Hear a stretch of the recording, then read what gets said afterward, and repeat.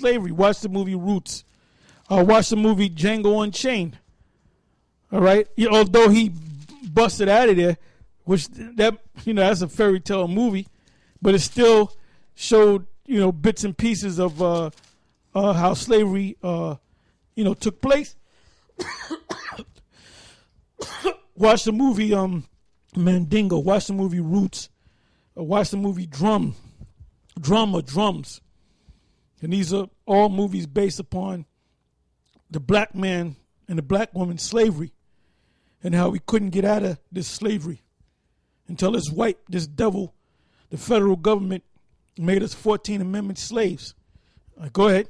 Jackie Robinson, that movie. Yeah, exactly. The Jackie Robinson movie, which, I went and seen it and everything. And basically, that shit, man, it pisses you off because it shows you about these crackers. Like the elder said, it shows you where Jake was at. Basically, even after so-called slavery was abolished or whatever, they made you civil. They give you civil rights. They showed you that still you couldn't go into the same bathrooms, this, that, and the third.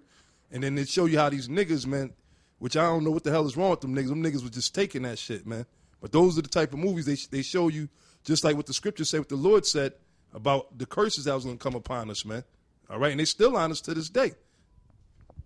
Yeah, well, they got even nigga taskmasters, because I got one. Yeah.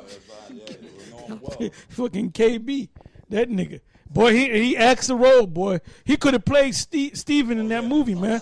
I mean, he acts the role, boy. There was something the other day with that brother. That was Steven. Yeah. Talking to the brothers, yeah, man, we all know this guy. I got a job. Yeah, that's a real nigga, man. I try to wake his ass up, too. I try to wake that big caboose-looking motherfucker up, man. Back in Deuteronomy 28:37. And thou you just heard us curse with the ones that's. Hey, you know what? Tommy Sotomayor cursed his ass off, right? But guess what? Cursing is in the scriptures, man. Peter cursed. All right? Go ahead. Deuteronomy 28, verse 37. And thou shalt become an astonishment, a proverb and a byword among all nations. Verse 37. And thou shalt become an astonishment, a proverb and a byword among all nations, whither the Lord shall lead thee. Thou shalt carry much seed out into the field, and shalt gather but little in, for the locust shall consume it. Thou shalt plant vineyards and dress them, but shalt neither drink of the wine nor gather the grapes, for the worm shall eat them. Yeah, that's what those curses came during the time of Titus, the general that became Caesar, the son of Vespasian. Go back into that history and look up that word Vespasian. Look up Google the word Titus, and what he did to the real Jews. And then on this side, Jake, after they were so-called emancipated, they had their little plots of land, and you notice mostly all them Jakes moved up here to the north, man. All these Jakes up here in Harlem and Chicago and L.A., they all got them southern accents to them, man. They like grits and sweet potato pie and stuff. Cause well, I like it too, brother. Hey, brother, grit. Cause I grew up on grits and sweet potato pie and cornbread. Cause my people go back to the South, man. Why? Because they were trying to make a better life in the South, but now they live in tenements and apartments, and a lot of them is trying to move back to the South, man. Like my sister, man, she been in the South for years, and she told, I'm coming back to the North. And you find out relatives, man, they'll move to the South. Yeah, I'm going to have a better place, and I'm going to the South. They be down there for about 5 years. They're ready to come back to the North, man. Then they're up here for another 10 years. Then they want to go back to the South, man. Hey, a lot of GIs, they get stationed out there in Germany, man. They find them a big butt German white woman and build a family. They say, I'm staying in Germany, man. I ain't coming back to no goddamn America. That's right. Verse 41. Thou shalt beget sons and daughters, but thou shalt not enjoy them, for they shall go into captivity. And they showed you that in Roots, Mandingo, Drums, Django Unchained, Shaka Zulu. Verse 43, the stranger that is within thee shall get up above thee very high. That's some other nations, like them Chinese, them Japanese, them different Edomites from different East Indians. They come into your community, go into your community and go into any shop, successful shop, and it's going to be either owned by an East Indian, a damn gook, a goddamn Arab. The Arabs supposed to be terrorists, right? But they own all the damn bodegas and push carts and all that. Taxis. Yeah. They shall be on top and you shall be on the bottom. And they can hardly speak 3 words of English. And thou shalt. Why is that? Because you're under a curse and they're not under a curse. And thou shalt come down very low. He shall lend to thee, and thou shalt not lend to him. He shall be the head, and thou shalt be the tail.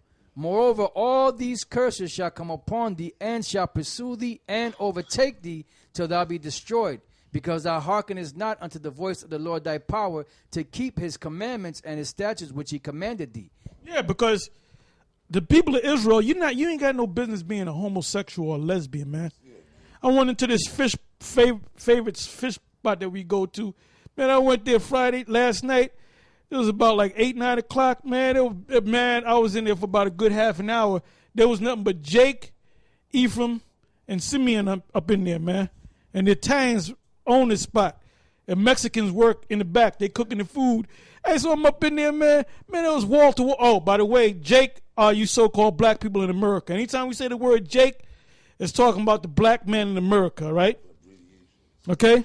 I said Ephraim. Ephraim are the Puerto Ricans, which are our people.